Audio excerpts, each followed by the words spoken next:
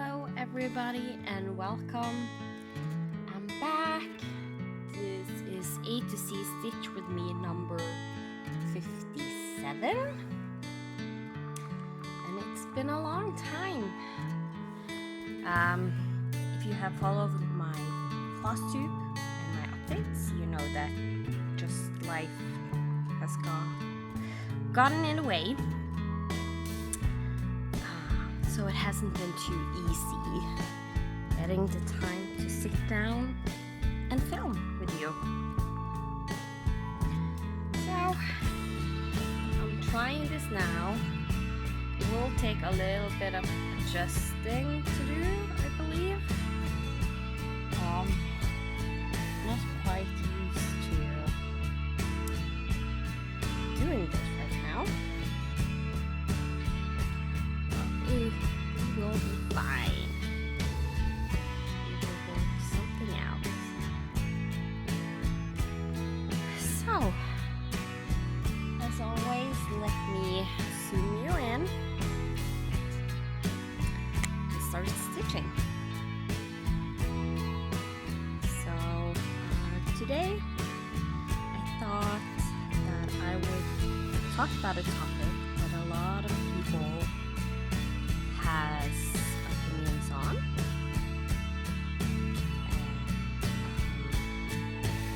Some people don't want to hear about it.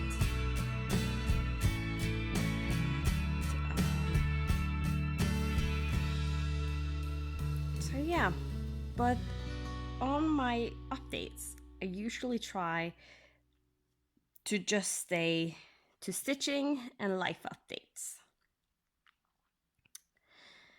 So when it comes to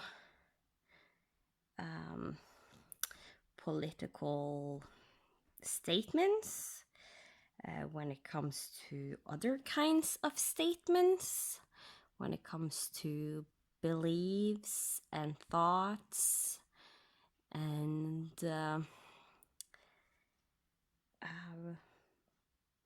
things going on in the world, movements going on, I feel this is the place for me to talk about it.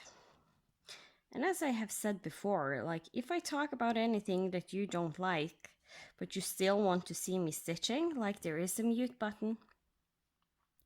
But as always, I do hope that you listen to what I have to say. I hope that we can talk about it in a civilized way. In a way that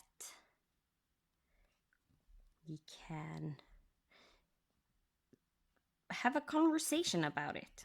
Like usually it's just me talking, but you are always free to leave comments below. And I read all the comments I get and I try my best to answer everything. A lot of floss tuber has said that it is a little bit hard right now, to do that because YouTube has changed something, making it so you don't always get the notification that people have been commenting on your videos. And that's also true for me. But I still try to remember to go in once in a while and check and see. It's really annoying because one of the reasons I am here on FlossTube or YouTube is because I like to interact with you.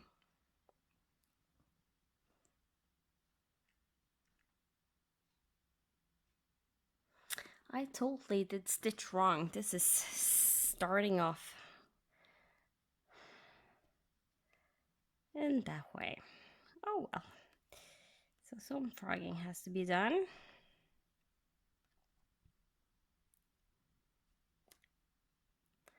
And as you can see, the pin stitch is not wanting to get out of here. That's usually how it is.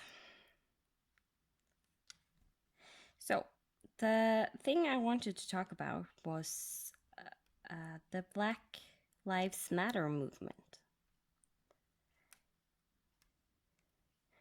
And I do think that it's a good movement. It really is a movement that people should support. And yeah. Do I agree with everything that is being done? No, I don't.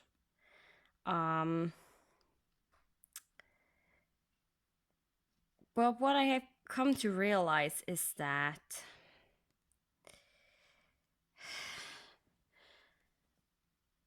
not everything is black and white. There is a lot of differences, and but what I have found is that the basis of the movement is something worth supporting. And one of the first thing I was thinking about was, what does the human rights say? Because we have human rights. That was, I believe it's the UN. Yeah, UN. I just had to see what you called it in English. But the UN has made a document that says what human rights is and what everyone should have.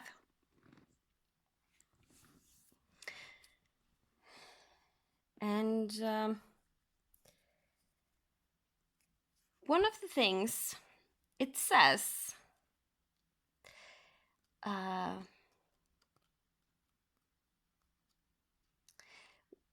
in 1976, the human rights increased, like they constantly have been adding and adjusting their human rights to involve like children, women, and so on and so forth. Like they are improving the human rights and what is written.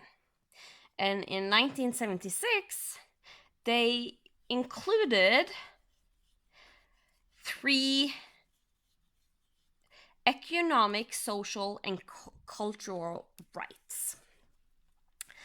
And the first one of those was the right to work in a just and favorable conditions.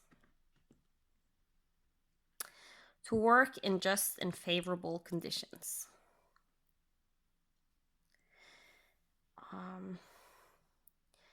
I've done a little bit research into America and how America is, because it's very different from Norway and the Norwegian culture. That I just have to say that right away. So a lot of this has been hard for me to understand because of the fact that some of the things happening in the US, like it's almost to a point where you feel it's not real for me, because that's the things that's happening is just horrible. Like how some people are treated are horrible. And I had no clue it was that bad. And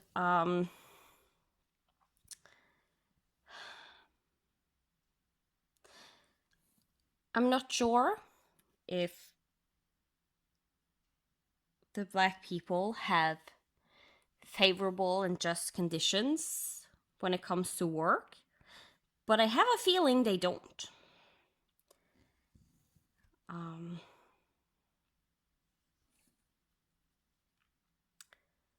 Because still, after all these years of fighting, still women don't have always favorable and just conditions.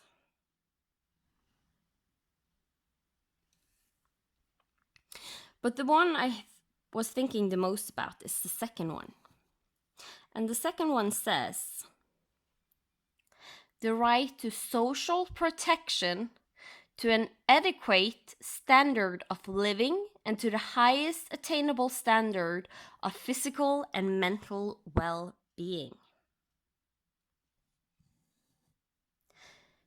I think we all can agree on that's not true in America.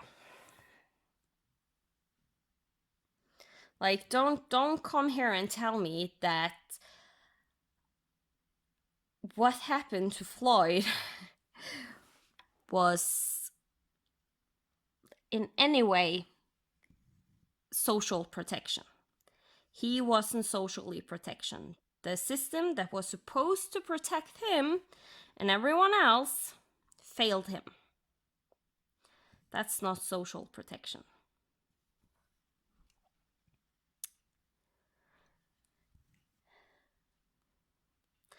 And he is just one example. Most likely there is a lot more examples out there. And hearing the stories to people saying that Black people are afraid of white people because they know that any second a white person can just use a few words in the wrong way to a police officer and the Black man will be in trouble. That's awful. That's really awful.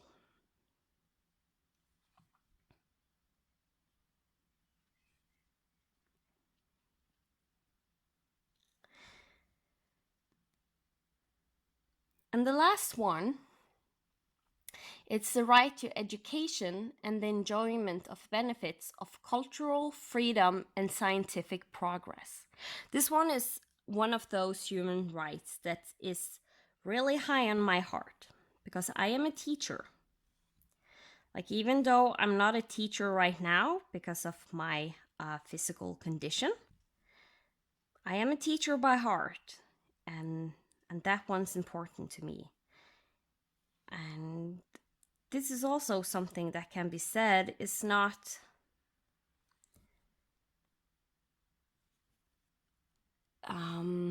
trying to remember the word.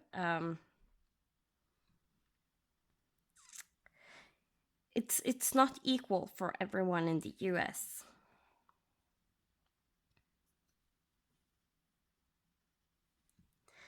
Especially when it comes to Black people.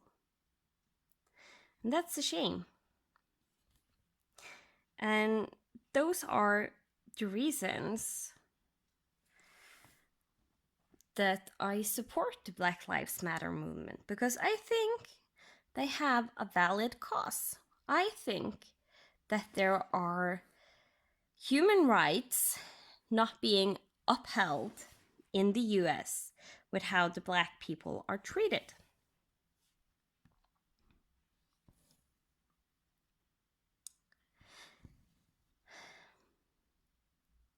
Do I support the riots?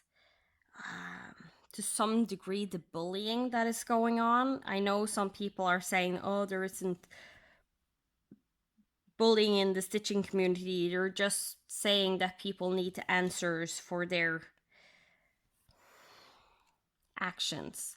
Well, you can say what you want. What I have seen to some degree, without commenting on anything, is that there has been some bullying going on. No, that's not correct either. Is it justified? Yes, it is.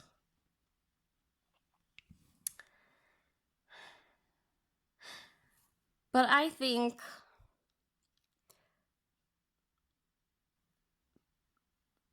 that people need to be careful how they are supporting the movement, especially when you're not Black. Because you want to do, if you really support the movement, you should do everything in the best way possible that you can. One of the things we need to do for the movement to win is educate. People need to be educated,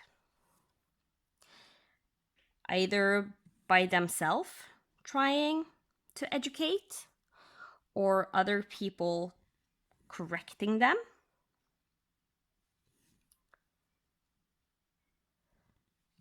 Because grown-up people also need to be educated, like we all do. Through all of life, you constantly are educated through people you are with, through what you watch on TV. Like everything affects us and educates us. Sometimes it's a bad education, and other times it's a good education.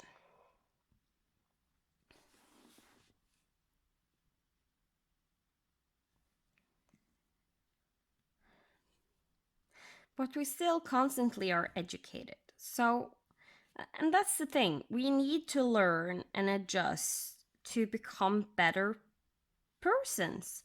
And isn't that what we all want to do? Become better people? Or do you feel that you are perfect the way you are now? Like nothing's wrong with you. You don't need any type of education. If you do, then congrats. Like if you're perfect, then congrats. Because I have never met anyone that is perfect. Not even my husband. I still love him, but he's far from perfect. But instead of... But I have seen that his flaws is something I can live with. So it's okay. It's okay that he's not perfect. And sometimes the fact that he is imperfect makes him the person he is. And that's the person I fell in love with. Has he changed a little bit over the years? Yes, he has. And one time I told him that he had changed in a way that I did not agree with, and he had to change his attitude. And he did. Because his pride were not as important as keeping me. And in the same way, I have had a lot of flaws. Like, believe me, a lot of flaws.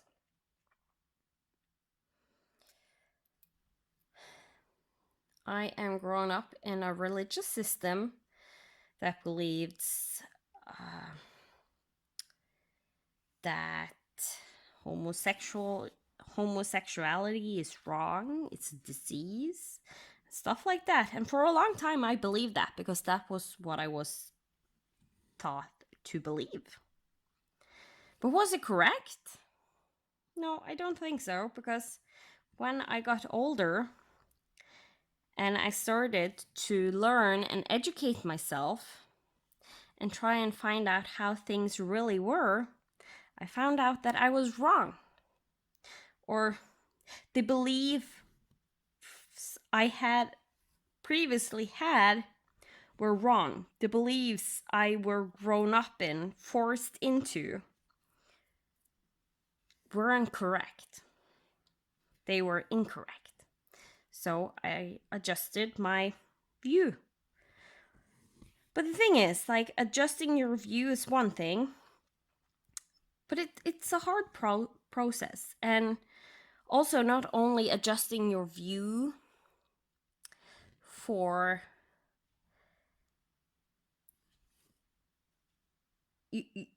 how can I say this?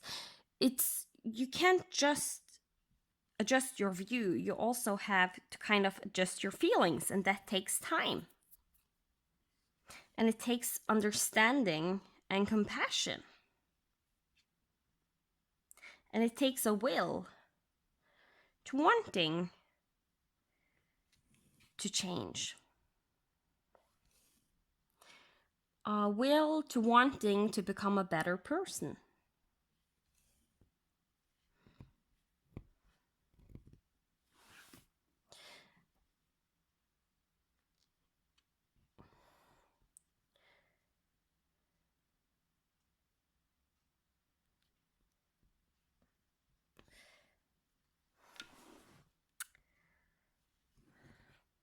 There is a knot right here, but I'm gonna secure the floss soon, so I think I will just cut it. So no, I don't agree with the way... I agree with the silent protesting. I don't agree with the violence. But I understand the violence. I understand why it happens. And in a way, it is justified. I just don't think it's beneficial that... I don't think it's beneficial for the movement to win. But at the same time, what is the right way to protest? Like, there really isn't a right or wrong way to protest, but I think we should at least do it as the people we want to be. And I want to be a kind person. So if I'm protesting, I'm gonna do it in a kind way, the silent way.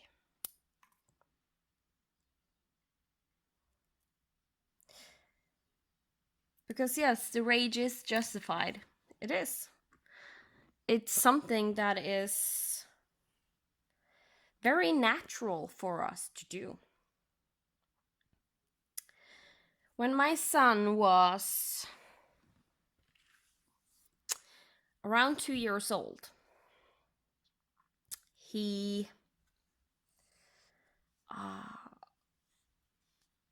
there was a lot of issues with him in kindergarten / daycare. Because he would scratch and hit and bite the other children.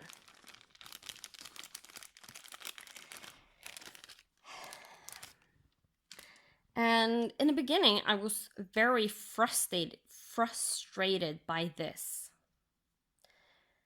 Like, it's my first kid. I felt like I have done something wrong as a mom. But then I got to thinking, like, why is he doing this? And it all came down to that he didn't have a good enough language. So the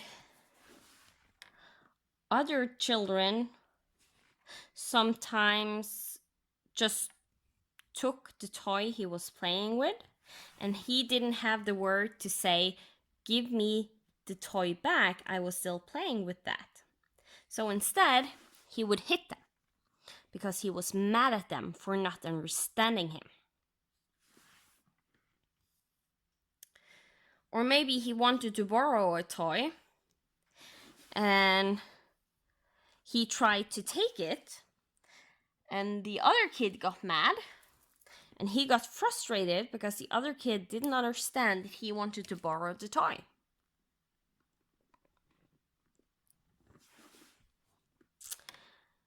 And that's the thing. Like, when we don't get the understanding we are wanting, we get frustrated and angry. And we get violent.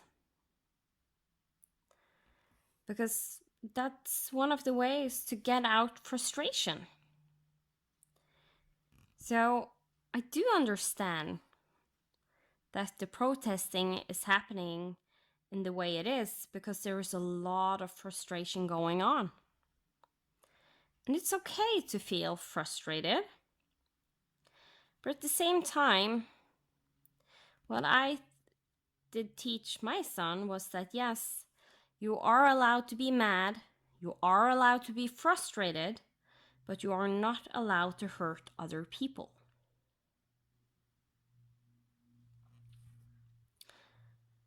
And that saying goes both ways. I don't think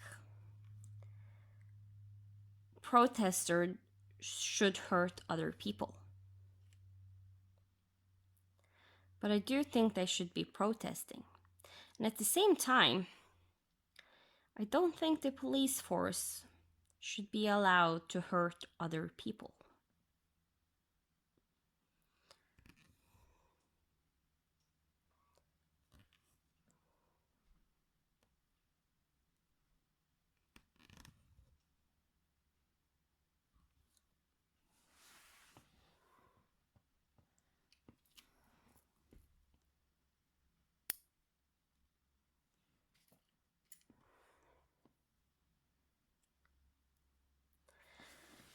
And I might be wrong in what I am thinking. And then feel free to tell me what you are thinking in a constructive way. Because people starting to talk bad about each other, I don't think it's a good way to do things.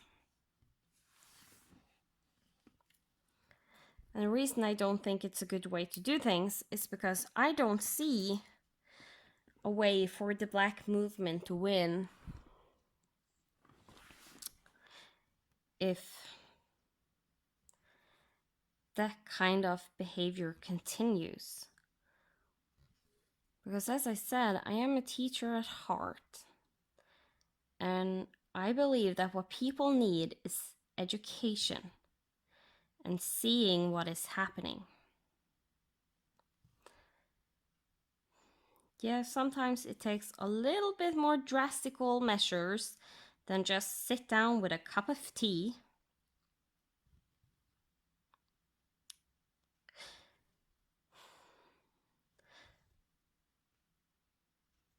But still, I don't think other people should get hurt in the process.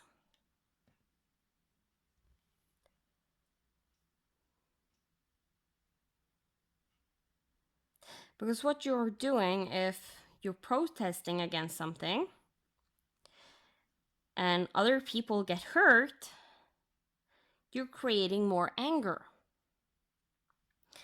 And what do anger lead to? Frustration and other people being hurt if you can't control your anger. And then you get a bad circle of people being angry.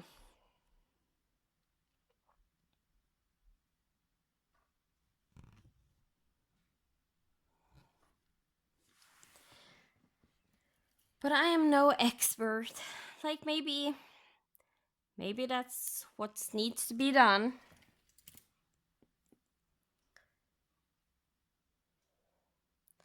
I don't know. But I am going to support this movement in my way by educating myself, trying to become a better person myself, and keep on being kind. Continue to always be kind.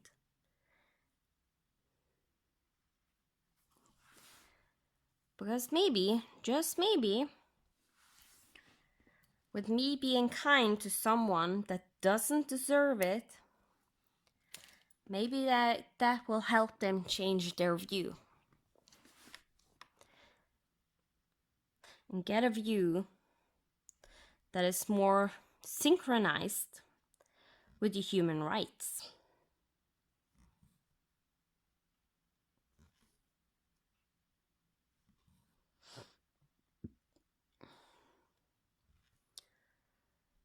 So yeah, and this has been a hard topic for me to talk about. Just saying that, it has been really hard. One, as I said, there is a big cultural difference between America and Norway when it comes to Black people. And people having, people not having equal rights. Like in Norway, people pretty much have equal rights, especially when it comes to education. There is a system that makes it so even though you come from a family that doesn't have any money, you are still able to take a higher education. Like, it doesn't matter if your mom or dad is rich or poor, you can get a higher education. Doesn't mean that you can participate and do all the fun stuff everyone else is doing while going to university or college? No, because the money you get to study, or you borrowing from the state, it only goes to you being able to study. So yeah, in a way you might not get the same outcome as everyone else. You can't go to all the parties or stuff like that, but in all honesty, when it comes to education, maybe that's good. Because if you can't be partying, then you can be reading instead.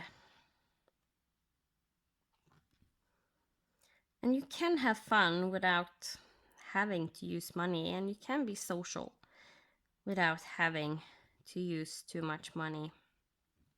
At least that's an option here in Norway. So it's not like you're totally in the dark socially just because you don't go out.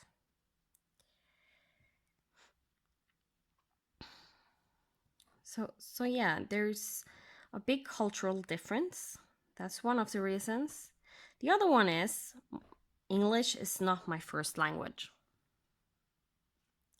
So it's hard. Like, it's hard to express what I feel and what I think about this movement in my first language when I'm talking to my husband, when we have discussions and conversation about the Black Lives Matter movement. Like, it's hard even in my main native language. So if it's hard in the main language, I hope that you can see that it's even more difficult when it's your second language. So I hope I don't have offended anyone or said something that make it sound like I don't support the Black Lives Matter movement. Because I do sometimes word myself in the wrong way.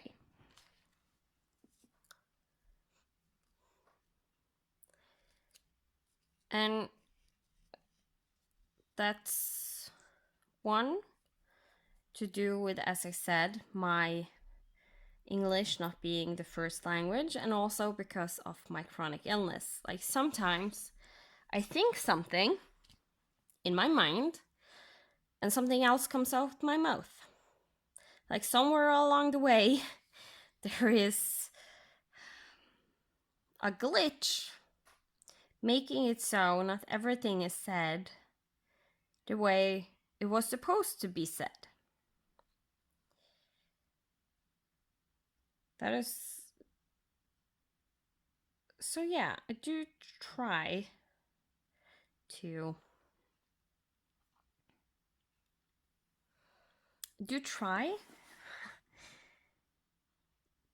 to say things in the way I mean it, but sometimes maybe it comes out the wrong way.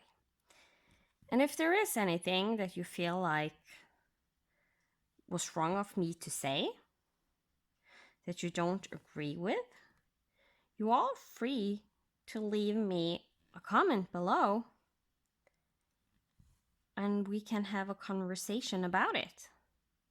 Because as I said, I'm not perfect. Like, I think I'm one of those that are as white privileged as they come, in a way. Because I'm white and I live in Norway. Like, yeah, we have our troubles here in Norway also, but I'm pretty privileged when I see how other people are and how their systems are working and not working. So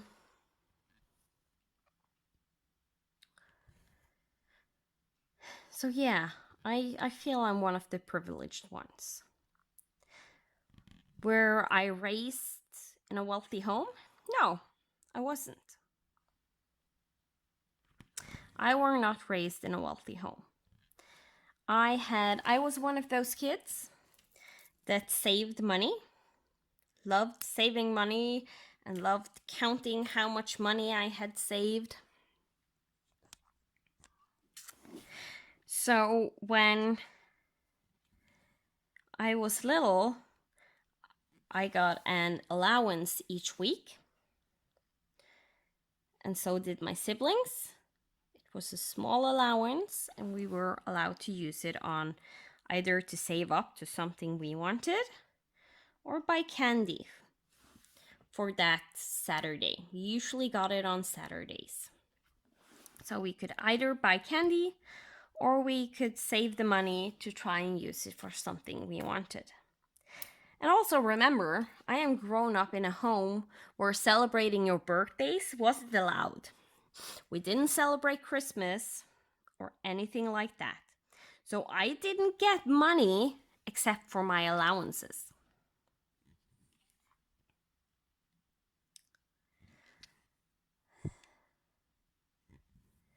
So, but I usually saved my money, and my siblings, they spent the money.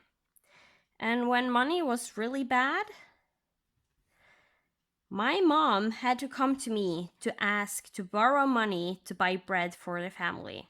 And this happened more than once. So not only did I save money because I wanted to see how much I had saved, I also saved money because I knew that we didn't have that much money. But while growing up, there was a big change. So I went from being a child that was brought up in a family with a lot of siblings and didn't have a lot of money to being in a family where we suddenly got a decent amount of money, like not super rich, but like the middle class. Went up to the middle class. Like we had everything we needed, and if I needed a new rain jacket, I didn't have to wait until one of my cousins did grow out of their rain jacket. My mom actually bought me a new one.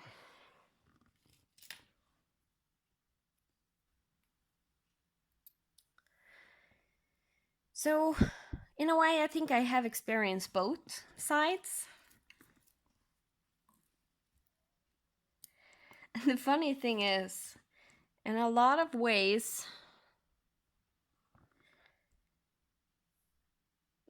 the most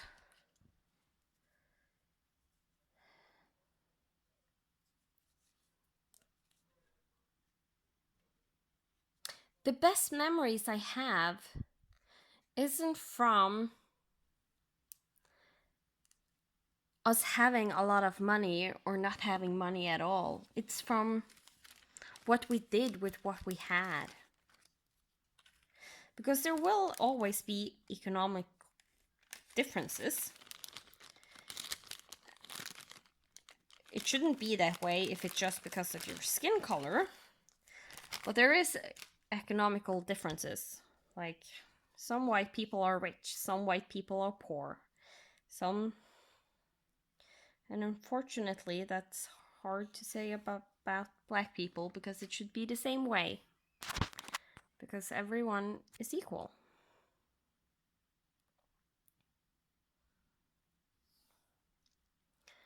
So yeah, I didn't grow up in a home with a lot of money. But one of the things showing that the Norwegian education system works is that even though I didn't come from a home with a lot of money, I was still able to get a higher education. I have a bachelor degree from university.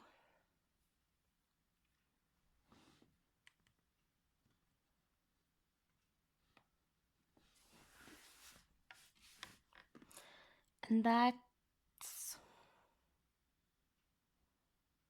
that's something I'm really glad for, and that's why one of the reasons I said I feel like I'm more privileged than most is because of the fact that I was able to get a higher education even though our family didn't have much. But I know in other countries that's not the case. Because in other countries, if you don't have money, that equals you not getting a good education or a higher education. And when I say higher education, I use that about going to college and university. Like if high school is the last school you had, then that's not higher education. If you did go to college, then you had a higher education.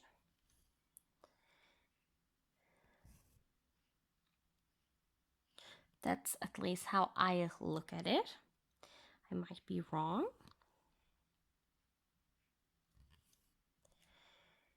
But yeah.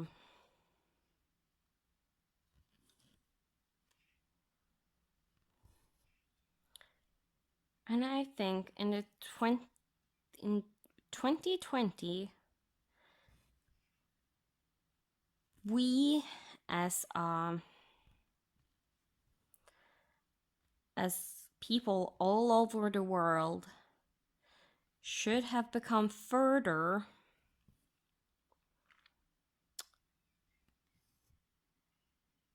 than there being police brutality going on in such a massive scale.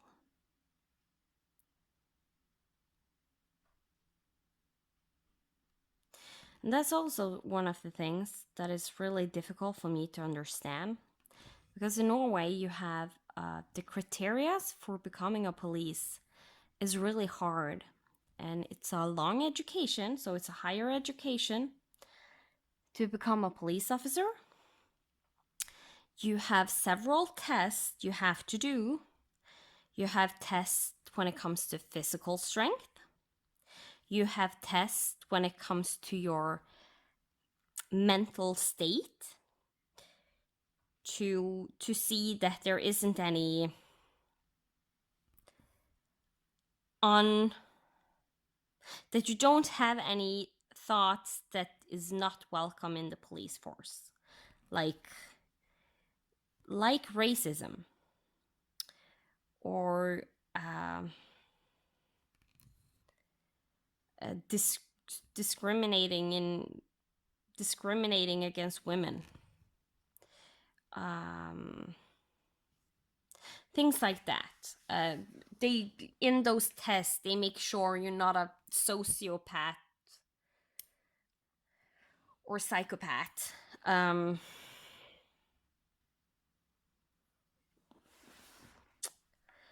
And you also have a test when it comes to your eyesight, like that you can see all the colors, that you're not color blind.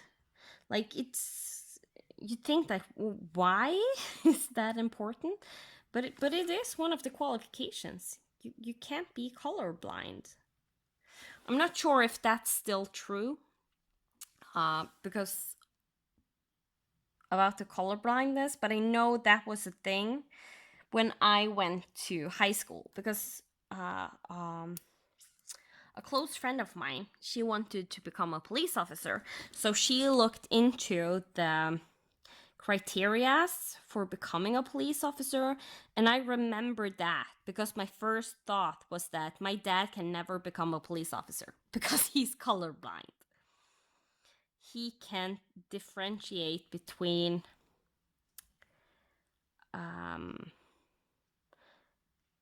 not red, but more of a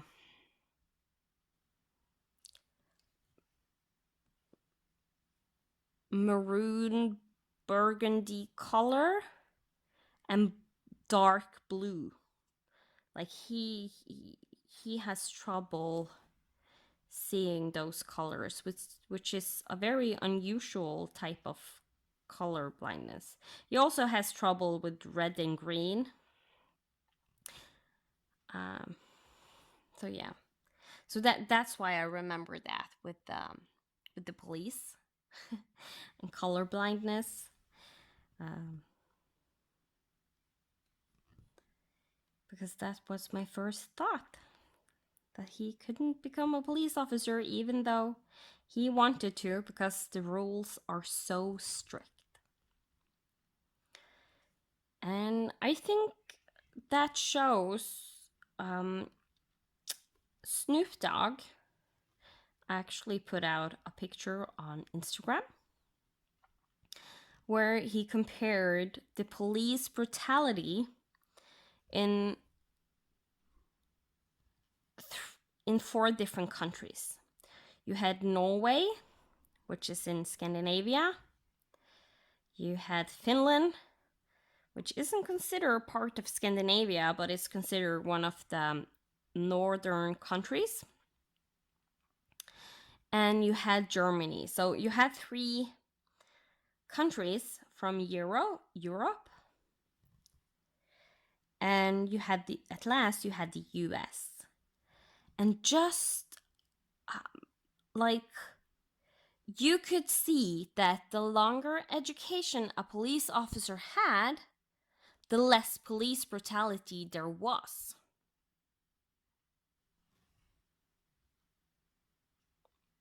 And I think that says something, because the thing is, I was shocked when I heard that police in America doesn't have a longer education than, like, they don't have our 3-year education. Like, I was shocked. Like, how is that possible?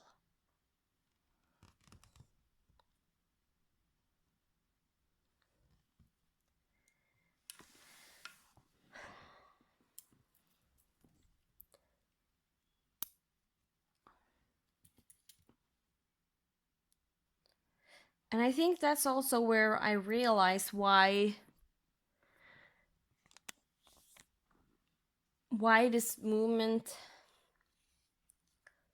I realized even more why this movement is important. And I realized why people don't have respect for the police, but they fear the police. They're not respecting them. They are in fear of the police. And that's a major difference from Norway, because in Norway, we respect the police. We are taught as young children to be respectful to the police.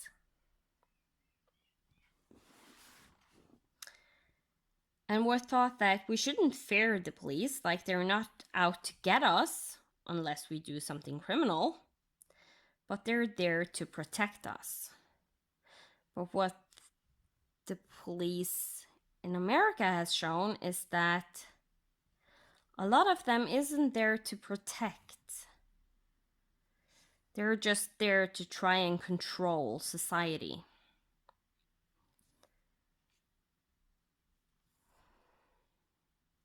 And that's wrong. They're not respected, they're feared.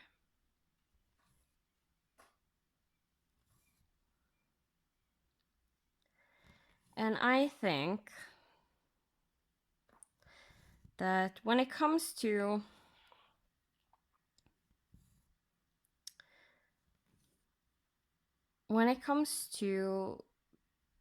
take this back to children and the home they're grown up in. Like, if you fear your parents, something's wrong. You should respect them. You shouldn't fear of them.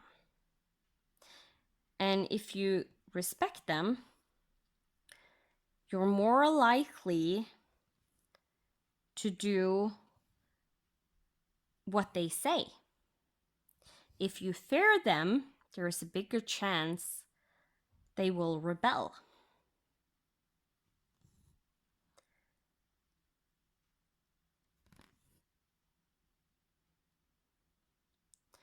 I don't think people should be controlled by fear and instead learn to respect through being shown respect, because respect is earned. And after I have seen a few of the videos of how the police have been acting in the US, I cannot say that I respect those police officers. And what breaks my heart is to know that those are not the only one acting that way. If that were just one or two of everyone,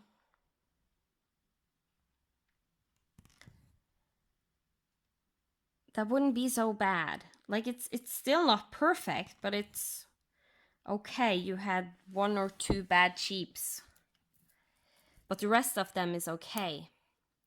The problem is when the majority is that way and just a few of them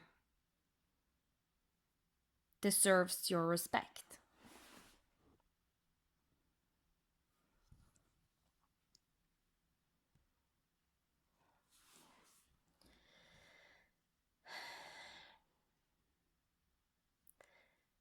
So yeah, this was a one of the longer ones. One, because this is a really hard topic to talk about. So I don't promise I will talk more about it because I'm so terrified of saying something wrong and being shunned by people, because I have already experienced social shunning with the fact that I went out of the religion I belong to. All family and all friends I had stopped talking to me and told me I was the problem, that there was something wrong with me. And that's something that was really hard. And that's something I don't like to see anybody do. If you think somebody has a wrong in their beliefs, in what they think is right or wrong, I think instead you should try and communicate with them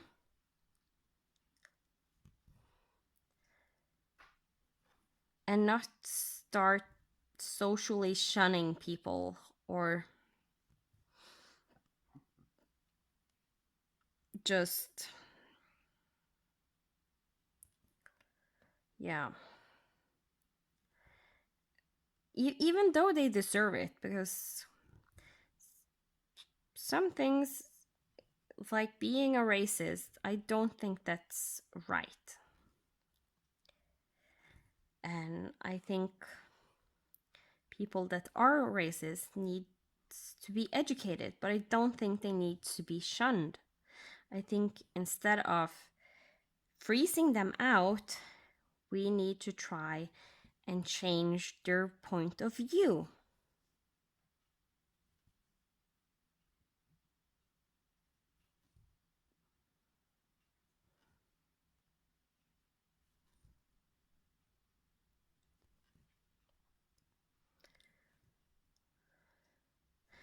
And I think a lot of people right now do not agree with me. A lot of people think that no, if you are a racist, you should not be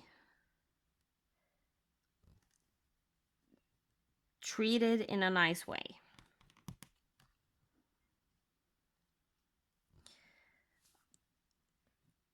And unfortunately, I feel like I'm seeing tendency to that in the stitching community, where people are really judgmental over everyone. And instead of thinking that, oh, we can try and change them, they're thinking, we need to remove them from our little bubble. Because pushing them away, you haven't done anything for society. They still have a view of people with color that is incorrect. And I mean that in the view of what the human rights say, it's incorrect being racist.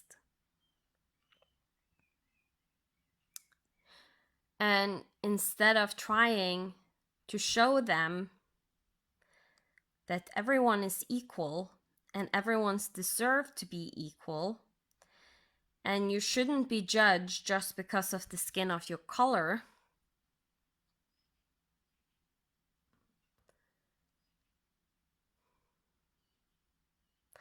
and I totally lost my train of thoughts right there.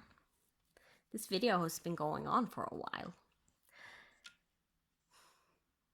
You should teach people and not push them away.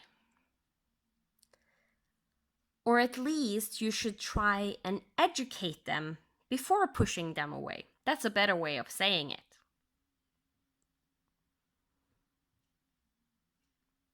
Like, don't start attacking somebody for something that's said that can be viewed in a racist way. Instead, try to find out, are you really racist? And if they are really racist, if they weren't racist, that they just said it in the wrong way, like, okay, you said something wrong. You are allowed to say things wrong. Like, that happens. And if they were racist, then try and reason with them. And if they won't listen to reason, then it's okay to turn your back and say that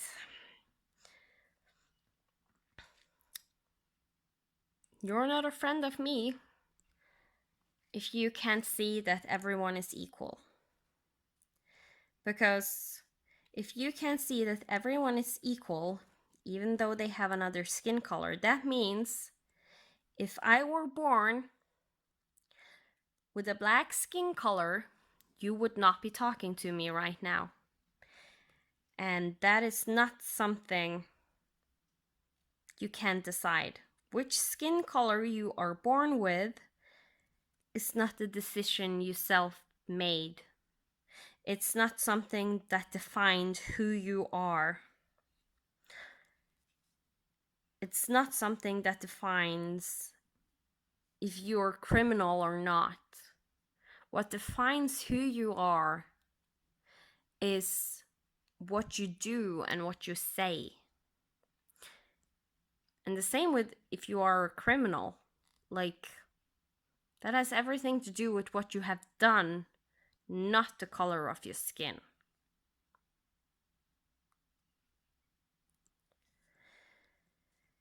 So, I hope this hasn't been too hard of a topic, and I think I hope I have said it in a good way. Because as I said, I'm terrified of social shunning. I have been through that once, and I'm afraid putting this video out there, saying what I am saying now, that if somebody takes offense of what I have said, instead of talking to me, they will attack me. And me sitting with that fear is why I realized I needed to say something. To say that social shunning is not the right way to get people to support the Black Lives Matter movement. You get people to support the Black Lives Matter movement through communication and education.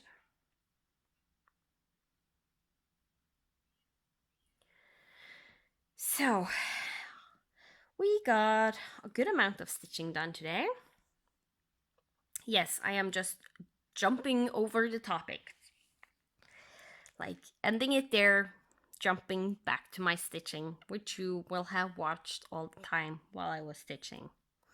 Started off by doing a mistake, having to go back and fix it. But I finished the garland and did 4 of the pine cones and only have 2 pine cones left before most likely starting to do a lot of snowflakes. Because as with Snowy Deer, there's a lot of these snowflakes, just single ones, these 4 in a cluster, and these bigger ones also on this one. These 2 patterns are very much mirrored. Big difference is the one over there is with deer, and this one over here is with reindeer. And instead of both of those looking this way, on this side, one of the reindeers will look that way and one of them right at you. And you have a different kind of trees going on, but you will see a lot of similarities, like with this garland right here. I actually could stitch this without having to look at the pattern because I could see what I had done here and what I had done over here because it's the exact same. Okay, I think I need to say goodbye and leave you. And hopefully, you will see me next week with a new video. I will try and keep them a little bit shorter. And again, I usually talk about what I have on heart. Sometimes I do some tags. There is a few tags that now have come up that I haven't done that I would like to do.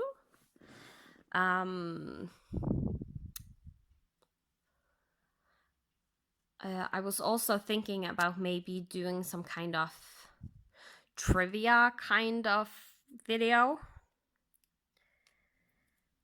or because just a trivia where you ask one of those weird questions that nobody knows. And because I think it will make a fun topic to talk about. And a lot of diversity. And also, usually I try and talk much more about my stitching and what I do and how I do stuff when stitching. And I am going to try and show a few more different methods that I have learned. I think when we come to the snowflakes, that will be a really great video to show you that. So that might happen next time. Because I have learned a few new ways to start and end floss. Not all of them I am totally in love with, but some of them I really, really like. So just trying to show that. So with that, I will leave you, and I hope you have stitched and have fun. Feel free to say what you have been stitching on, and if you say what pattern you were stitching on, say what exactly on the pattern you were stitching. Because usually if somebody says, oh, I was stitching tapestry by ink circles, I will go and look at, if I don't have the pattern and know how it looks, I will go and look it up and see. And if you then say that, oh, I worked in the middle section and I did the more bluish flowers, like, then I know, oh, you stitched this section. Ooh, that's cool. I like that.